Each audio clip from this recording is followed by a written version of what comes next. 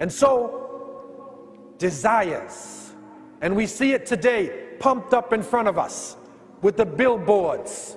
We see it on the trains. We see it in the television, in the movies. All around us, our desires are being pumped up. The television is now showing movies to the younger generation that would be considered XXX movies before. Now it's a regular thing. They pump up people's desires. And some Muslims get pumped up with their desires. They're watching the movie and it's time to get married and they want their husband. They say, okay, here is Zayd. You will marry Zayd. Zayd, it must be Superman. They want him to be Superman. They expect their wife to be Miss Universe, who's Hafiz al-Quran and a black belt in karate.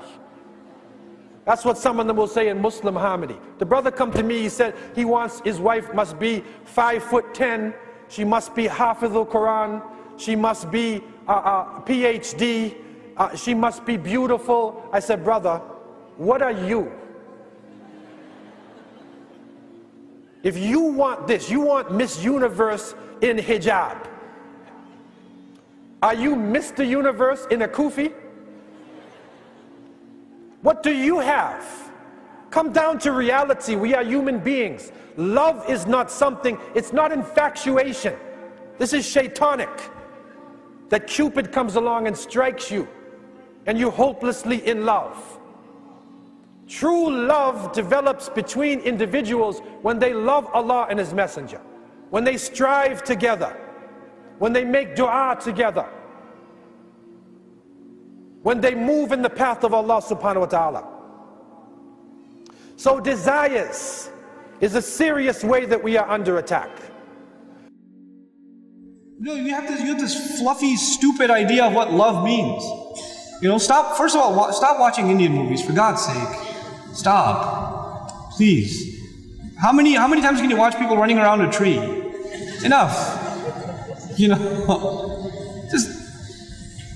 and it's gotten filthier and filthier and filthier. My God. You know, I went to a restaurant not too long ago with my children in Seattle. Halal restaurant. We looked it up and it was a halal restaurant. So we went. And they're just, you know, halal restaurant, for their entertainment, they got like Bollywood on. I literally had to turn my children around and myself turn around and, you know, like, because it's so filthy. It's so disgusting. Like, how can that play in your homes? How can you have mothers and daughters and sisters and wives in your homes and have that in your home? That's disgusting. Stop it. It's not acceptable by any stretch of the imagination. You're destroying your families by doing this, you know? What you allow to, these are friends you've made, these digital friends you've made that you're watching all the time. SubhanAllah, the harm they have. Now let's look at some of the lyrics that they listen to today. The first thing that we find in these musical songs, etc., is that they encourage open fornication. They encourage open adultery. They encourage open lewdness.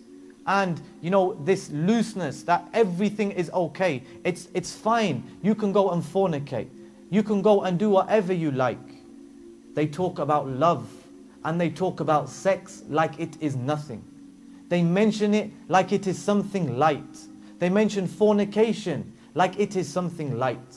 And they are like animals. They are like animals and they will encourage you to be like animals. Ikhwani, what's the point here? You may think, well, you know, I listen to it and it doesn't make any difference to me. I hear it, but I don't go out and I don't do this. The fact is, you are becoming desensitized. You are becoming desensitized. So, for example, if somebody works in a particular field day in and day out, it will become normal to him. He will become desensitized. And the same thing is this. When you hear about this loose and lewd talk, you will become desensitized. Our sisters are becoming desensitized. Our brothers, our young brothers are becoming desensitized. Now let's mention some of these lyrics. I heard a lyric, and it's from a song many years ago, where he gets caught fornicating. He gets caught fornicating. And she saw me on the bathroom floor and the kitchen, etc. And what does he say? He laughingly says, it wasn't me. It wasn't me. You know, she saw me here, it wasn't me. She saw me do this, it wasn't me. Subhanallah. This is a married man and they're talking about fornication, talking about adultery. And this is what our brothers and our sisters are being exposed to morning and evening.